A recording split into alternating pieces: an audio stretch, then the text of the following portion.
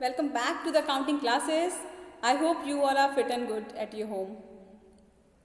Children, we have discussed definition of accounting in the first video, then characteristics of accounting, limitations of accounting, advantages of accounting, objectives of accounting. Now we will discuss few important terms which you are going to face in the accounting or while preparing the accounts. So today we will discuss regarding that.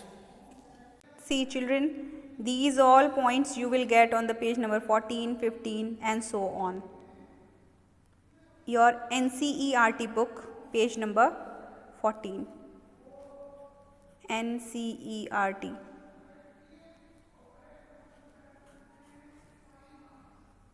Okay.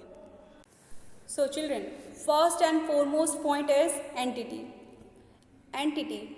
Each and every business have their individual existence. हर एक business का अपना खुद का एक अलग अस्तित्व होता है. कैसे? सपोज कीजिए कि कोई एक बिजनेस है, उसका खुद का एक नाम होता है, लीगल नेम होता है. वो जो ओनर है वो डिफरेंट पर्सन है और वो जो बिजनेस है वो एक डिफरेंट पर्सन है. लाइक रिलायंस, एक उसका खुद का लीगल एग्जिस्टेंस है. उसके ओनर मुकेश अंबानी हो या अनिल अंबानी हो, वो अलग एग्जिस्टेंस रखते हैं. और एक रिलायंस इंडस्ट्रीज़, उसका खुद का एक अलग एग्जिस्टेंस है. जैसे आपका खुद का स्कूल है, इसका एक खुद का एक नाम है. It is act as a person, एक पर्सन की तरह काम करता है. ओनर अलग है, जो ओन कर रहा है वो पर्सन अलग है. और ये जो बिजनेस है, हाँ, एक ऑर्गेनाइजेशन है, उसका खुद का एक नाम होता है. वो एक पर्सन की तरह बिहेव करता है. वो किसी को स्यू कर सकता है, किसी पे वो लीगल चार्ज कर सकता है और कोई उस पर लीगली चार्ज कर सकता है. ठीक है. सो legal entity of a business means a business have a individual existence. Now your next point is transaction. अब ट्रांजेक्शन का अगर हिंदी मीनिंग देखा जाए तो लेन देन. ठीक है. बट लेन देन कैसा? बिटवीन टू एंटिटीज़, दो एंटिटी के बीच में होना चाहिए और उसकी कुछ मनी वैल्यू होनी चाहिए. मनी वैल्यू, या तो हमने सेल किया हो या परचेस किया हो या पेमेंट किया हो क्रेडिटर्स को, या हमको रिसीव हुआ हो डेटर्स से. तो ये सब किस में आएगा बच्चों? Transaction. These all will call transaction. Your third point is assets. Assets, assets क्या है? ये किसी भी एंटरप्राइजेस के लिए रिसोर्स हैं. जैसे कि प्लांट है, मशीनरीज है, फर्नीचर है. ये किसी भी फॉर्म में रखा रहेगा, लॉन्ग पीरियड ऑफ टाइम के लिए रखा रहेगा, है ना, ख़त्म तो होगा नहीं. तो ये क्या है? उनके लिए असेट्स हैं, जिससे कि वो प्रोडक्शन को इम्प्रूव कर सकते हैं या उनके बिजनेस में वो हेल्पफुल है, ग्रोथ करने में हेल्पफुल है. ठीक है. For example furniture, buildings, land, machineries, these all are the assets. But the assets again divided into two parts. ये assets भी दो तरह के होते हैं. एक फिक्स assets होते हैं और एक करंट asset. और फिक्स assets मतलब जो फिक्स रहने वाले हैं, जो खुद से मूव नहीं करेंगे और जो लॉन्ग पीरियड ऑफ टाइम के लिए चलेंगे. जैसे कि बिल्डिंग है, लैंड है, मशीनरीज है. और करंट assets क्या बच्चों? जैसे कि जो शॉर्ट पीरियड ऑफ टाइम में कैश में कन्वर्ट हो जाएगा. करंट असेट्स वो सारे जो शॉर्ट पीरियड ऑफ टाइम में कैश में कन्वर्ट हो जाएंगे. जैसे कि कैश है, cash in hand, cash at bank. अगर बैंक में रखा है कोई कैश, वो भी करंट असेट्स में आएगा. अगर हमारा स्टॉक है, कुछ रॉ मटेरियल्स का स्टॉक है, वो भी करंट असेट्स में आएगा. देन बिल्स रिसीवेबल है, वो करंट असेट्स में आएगा. तो असेट्स हमारे पास रखी हुई पूंजी, संपत्ति, उनको हमने क्या किया है? दो पार्ट्स में डिवाइड कर दिया है, फिक्स असेट्स और करंट असेट्स. फिक्स्ड जो लॉन्ग पीरियड ऑफ टाइम के लिए चलने वाले हैं, करंट असेट्स जो शॉर्ट पीरियड ऑफ टाइम में कैश में कन्वर्ट हो जाएंगे. Your next point is liabilities. Liabilities मतलब हिंदी वर्ड होता है दायित्व, वापस देना, है ना। लाइबिलिटीज़ आर ऑब्लिगेशंस और डेब्ट that are enterprises has to pay back at some period of time. Liabilities वो सारी ऑब्लिगेशंस हैं, आप कह सकते हो कि एक तरह की उधारी है ना। एक तरह से बिजनेस के ऊपर एक ये ऑब्लिगेशन है कि हमको आज नहीं तो कल वापस तो देना पड़ेगा। जैसे कि अगर मैंने क्रेडिट में कोई सामान खरीद लिया है, ठीक है, मैं सामान लेके तो आ गई हूँ, लेकिन मुझे अभी मेरे पास अगर पैसे नहीं भी हैं तो कल देना पड़ेगा, थोड़े समय बाद देना पड़ेगा, एक पीरियड ऑफ टाइम पे मुझे वापस तो करना ही पड़ेगा। अगर मैंने बैंक से लोन ले लिया है फॉर माय बिजनेस तो मुझे अभी नहीं देना है, बट बाद में तो देना पड़ेगा। तो लाइबिलिटीज़ क्या है बच्चों? ऑब्लिगेशंस हैं, वो एट पीरियड ऑफ टाइम हमको रिटर्न बैक करना ही पड़ेगा। So these are liabilities. Again liabilities are also of two kind, दो तरह की लाइबिलिटीज़ होती हैं, शॉर्ट टर्म लाइबिलिटी और लॉन्ग टर्म लाइबिलिटी। सपोज करो कि आपने कोई लोन ले लिया है 5 साल के लिए, तो वो कौन से लाइबिलिटीज़ में आ जाएगा? Long term liabilities. अगर आपने लॉन्ग टर्म के लिए कुछ भी, अगर कोई भी फाइनेंशियल इंस्टीट्यूट्स के लिए अगर आपने डिबेंचर्स इशू कर दिए हैं, शेयर्स इशू किए हैं लॉन्ग पीरियड ऑफ टाइम के लिए, तो वो भी किस में आएगा बच्चों? Your long term liabilities. Short term liabilities जो थोड़े से छोटे टाइम पे ही, शॉर्ट पीरियड ऑफ टाइम में वो वापस से आपको पे करना पड़ जाएगा। जैसे कि 3 मंथ्स का बिल्स पेबल जो ड्रॉ होते हैं वो 3 मंथ्स के लिए होते हैं, तो वो शॉर्ट पीरियड ऑफ टाइम में आएगा।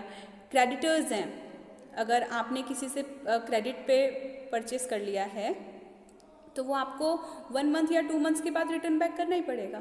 बैंक ओवरड्राफ्ट है, अगर बैंक क्या करता है बच्चों कि आपकी क्रेडिबिलिटी के अकॉर्डिंग आपको थोड़ा बहुत एक्सेस अमाउंट पे कर देता है, आपके जो आपने के जो लोन्स हैं या जो पेमेंट्स हैं उसको कर देता है बैंक, बट वो बैंक क्या है? ओवरड्राफ्ट हो जाता है। आपके बैंक में इतना बैंक बैलेंस नहीं है, लेकिन फिर भी आपकी क्रेडिबिलिटी के अकॉर्डिंग अगर बैंक उसका पेमेंट कर दे रहा है तो बैंक क्या? ओवरड्राफ्ट हो जाएगा। ठीक है, तो ये जो कुछ चीज़ें हैं या ये जो कुछ टर्म्स हैं, ये सब किस में आएगा बेटा? शॉर्ट टर्म लाइबिलिटीज़ में। किस में आएगा? शॉर्ट टर्म लाइबिलिटीज़ में। लाइबिलिटी क्या है? बिजनेस की ऑब्लिगेशंस हैं जो उसको रिटर्न बैक करना पड़ेगा। वो कितने किस 2 पार्ट्स में हमने डिवाइड किया है, एक लॉन्ग टर्म लाइबिलिटीज़, एक short term liabilities. Long term liabilities जो लॉन्ग पीरियड ऑफ टाइम के बाद आपको रिटर्न बैक करना पड़ेगा, शॉर्ट टर्म लाइबिलिटीज़ जो आपको शॉर्ट पीरियड ऑफ टाइम में ही रिटर्न बैक करना पड़ेगा। ओके,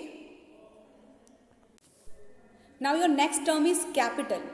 अब कैपिटल वो अमाउंट होता है जो कि ओनर बिजनेस को स्टार्ट करते समय लेके आता है, इन्वेस्ट करता है। अगर आप कोई भी बिजनेस स्टार्ट करोगे तो आपको कुछ ना कुछ अमाउंट इन्वेस्ट तो करना पड़ेगा स्टार्टिंग में, क्योंकि आपके पास इतनी इनकम तो अभी है नहीं कि आप बिजनेस का अमाउंट उसमें उसको स्टार्ट कर सकते हो। नहीं, स्टार्टिंग में आपको अपना एक अमाउंट लगाना पड़ेगा। तो ओनर जो अमाउंट लेके आता है, बिजनेस को देता है, वो होती है कैपिटल। और अभी आपको मैंने समझाया कि बिजनेस एक अलग एंटिटी है और एक जो ओनर है वो अलग एंटिटी है, दोनों डिफरेंट है। तो ये जो बिजनेस है इसको ये अमाउंट रिटर्न बैक करना पड़ेगा उस ओनर को। तो बिजनेस के लिए कैपिटल हमेशा ही क्या होता है? लाइबिलिटी होती है। बिजनेस के लिए कैपिटल लाइबिलिटी होती है जो बिजनेस ओनर को रिटर्न बैक करेगा, जो बिजनेस ओनर को रिटर्न बैक करेगा। Okay, now next, sales. Sales are the total revenues from the goods and services. Goods और सर्विसेज को सेल करने पे जितना भी आपको इनकम मिला है that is known as sales. अब ये भी 2 तरह के हैं, कैश सेल्स और क्रेडिट सेल्स। अगर आपने कैश में सेल किया है तो वो कैश सेल्स में आ जाएगा, अगर आपने क्रेडिट पे सेल किया है तो वो क्रेडिट सेल्स में आ जाएगा। Then revenues. रेवेन्यूज मतलब इनकम।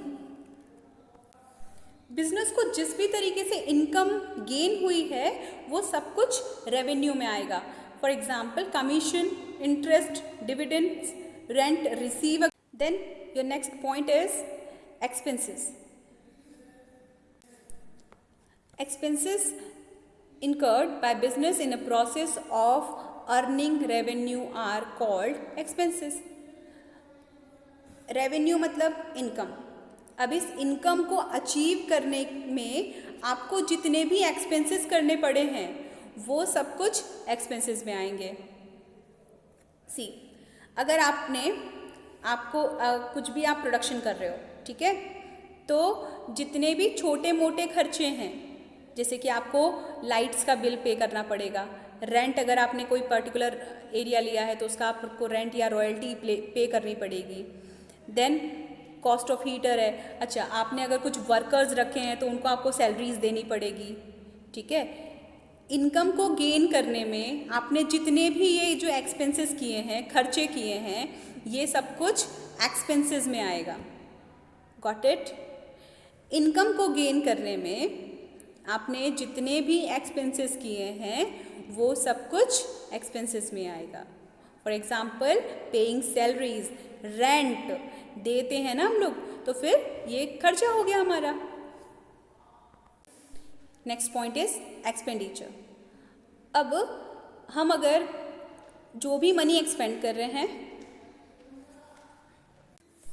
वो फॉर आर बेनिफिट, जो भी हम मनी एक्सपेंड कर रहे हैं for our benefit, that is known as expenditure. लेकिन वो अब ये भी दो काइंड्स में डिवाइडेड है. फॉर एग्जाम्पल, रेवेन्यू एक्सपेंडिचर जो हम बार बार करते हैं, सैलरी पे करते हैं, हर मंथ देना पड़ेगा. हम अगर रेंट पे कर रहे हैं, बार बार देना है, हर मंथ देना पड़ेगा, तो ये क्या है, रेवेन्यू नेचर का है.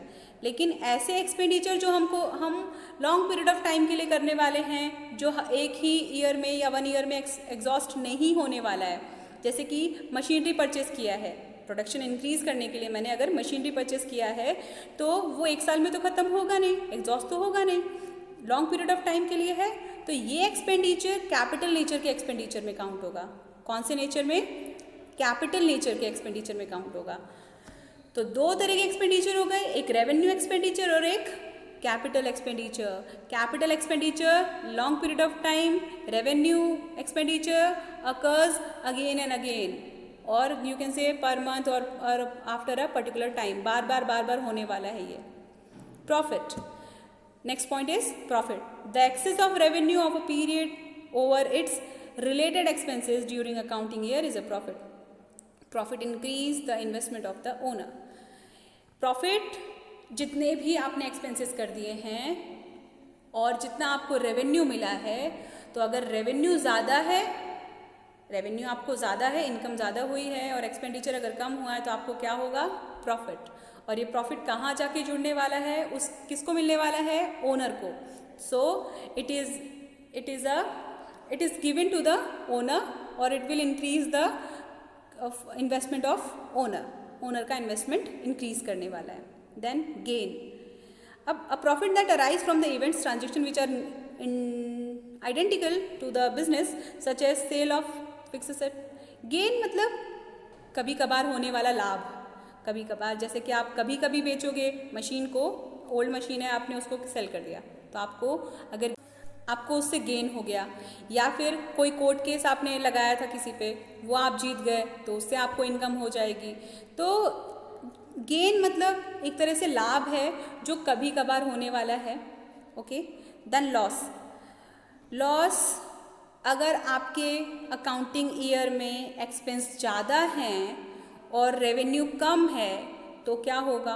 लॉस होगा, और ये ओनर के लिए लॉस है. Then other any kind of loss such as accident. कभी कभी क्या होता है कि इस बिज़नेस में आग लग गया है ना, या फिर गुड्स जल गए हैं, तो वो भी एक तरह से लॉस है. या फिर आपने कोई फिक्स्ड एसेट्स को सेल किया है, बेचा है, और प्रॉफिट ना मिलके लॉस हो गया, ठीक है, तो वो भी किस में आएगा? लॉस में. Okay. So this is the loss. So your next point is discount. अब discount, it is the deduction in the price of goods sold, बेचे हुए सामान की प्राइस में जो डिडक्शन किया जाता है that is known as discount. Okay, but it is also of two kinds. जब at a time of selling, बेचने के टाइम पे जब कुछ डिस्काउंट किया जाता है कि चलो 100 का सामान है हम 90 में दे देंगे या 80 में दे देंगे, ठीक है, eight a time of selling only, तो वो होता है trade discount. Okay, and the second one is cash discount. Cash discount it is given at the time of repayment. जब पेमेंट करता है डेटर है ना, तो जब पेमेंट करता है उस वक्त में हम क्या करते हैं, ठीक है, अगर 5000 का है सामान तो आप अगर 4000 दे रहे हैं तो इट्स ओके, ले लिया आपने. इस तरीके का जो डिस्काउंट होता है वो कैश डिस्काउंट में आता है. It is given to encourage the payment by the debtor. ये डेटर को पेमेंट देने के लिए, एनकरेज करने के लिए दिया जाता है कि ठीक है और जल्दी पेमेंट करेगा वो. Okay, next is voucher. Voucher is the evidence in support of transaction. कोई भी ट्रांजेक्शन हुई, आपने उसका वाउचर या एक, इसको आप बोल सकते हो कि एक एविडेंस है ना. For example cash memo, cash memo हम प्रिपेयर करते हैं, तो वाउचर क्या है, एक तरह का एविडेंस है जो कि कोई भी ट्रांजेक्शन होती है उस वक्त पे बनाया जाता है. Next point is goods. Now next point is goods. It is refer to the product in which the business unit is dealing. कोई भी बिजनेस जिस गुड्स में या जिस प्रोडक्ट के साथ में डील कर रहा है वो उस फर्म के लिए गुड्स हो जाएंगे. फॉर एग्जांपल जैसे कोई फर्नीचर का बिजनेस कर रहा है, तो अगर वो फर्नीचर चेयर टेबल्स को परचेस करता है या सेल करता है तो वो उसके लिए क्या हो जाएंगे, गुड्स हो जाएंगे. वहीं किसी और कंपनी के लिए वो क्या है, एज अ असेट है. फर्नीचर परचेस करना वो तो असेट होता है, लेकिन जो इसमें डील कर रहा है, जो फर्नीचर का बिजनेस चला रहा है, उसके लिए वो क्या हो जाएंगे, गुड्स हो जाएंगे. तो the product in which the business is dealing, जो भी प्रोडक्ट जिसमें बिजनेस डील कर रहा है वो उसके लिए क्या हो जाएंगे, goods. So next point is drawings. Drawing is an amount which is withdraw by the owner for the personal use. देखो, ड्राइंग वो अमाउंट है जो कि बिजनेस का जो ओनर है वो अपने पर्सनल काम के लिए विड्रॉ करता है, लेके जाता है. ठीक है, so this is called drawing. Now drawing reduces the investment of owner. Drawing जो इन्वेस्टमेंट का ओनर का जो इन्वेस्टमेंट है उसको रिड्यूस कर देता है. Okay, now next purchase. Purchase are the total amount of goods produce by the business on a credit or cash. Purchase business के लिए वो सारे गुड्स जिसमें वो डील करता है, तो या तो उसने क्रेडिट पे खरीदा हो या कैश में खरीदा हो, जितना भी उसने गुड्स को खरीदा है, उस बिजनेस ने गुड्स को खरीदा है, वो सब परचेस में आता है. Now again purchase is of two kinds, credit purchase and cash purchase. Credit purchase में जब आप क्रेडिट में परचेस करते हो तो वो क्रेडिट परचेस में आ जाएगा, जब आप कैश में परचेस करते हो तो वो कैश परचेस में आ जाएगा. Now your next point is stock. Stock, जब भी हम कोई भी गुड्स प्रोड्यूस करते हैं और through out the counting period हमने उसमें डील किया, हमने सेल किया, गुड्स को बना दिया, उसके बाद भी एट द एंड हमारे पास कुछ ना कुछ बच जाता है, कुछ ना कुछ अमाउंट बच जाएगा. और जो हमारे पास में प्रोड्यूस्ड अभी गुड्स हैं. Now your next point is stock. Stock is measures of something on hand goods, spares and other item in a business.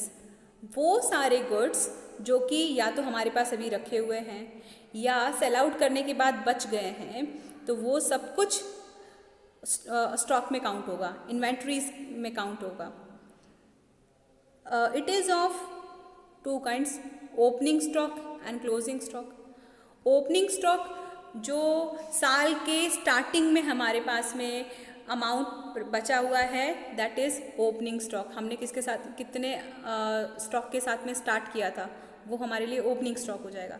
और थ्रू आउट अकाउंटिंग पीरियड सारे ट्रांजेक्शन्स होने के बाद में, सेल करने के बाद में जो हमारे पास अमाउंट बच गया है, जो गुड्स का अमाउंट बच गया है, that comes under the closing stock, that comes under the closing stock. Okay, next term is debtor. Next term is debtor.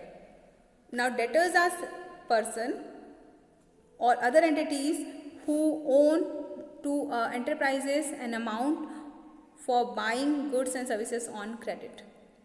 देखो, अगर हमने किसी को उधारी पे सामान बेचा है तो वो हमारा क्या कहलाएगा? डेटर। राम ने अगर कोई सामान किसी को उधारी पे बेचा है, श्याम को बेचा है, तो श्याम राम के लिए डेटर बन जाएगा। ठीक है, जैसे मैंने अगर सामान किसी को बेचा है, उधारी पे दिया है, तो वो मुझे क्या करेगा? पैसे रिटर्न करेगा, तो वो मेरे लिए डेटर हो जाएगा। ठीक है, next term is creditor. Same वैसे ही अगर मैं किसी से उधारी पे सामान खरीद के लाती हूँ तो वो मेरे लिए क्या हो जाएगा? क्रेडिटर हो जाएगा। क्या हो जाएगा? क्रेडिटर। तो creditor are the person or other entities who have to be paid, देना पड़ेगा by an enterprises an amount for providing the enterprises goods and services on credit. उनको क्रेडिट पे गुड्स एंड सर्विसेज देने के लिए आज नहीं तो कल पैसे वापस करने पड़ेंगे। It means creditors. Okay, so these all were the important terms of the accounting. Now I have explained you all these points. If you have any problem, so you can mention in the comment box. Rest, if you got it, then say yes, I understand, ma'am. So take care all of you. Bye bye.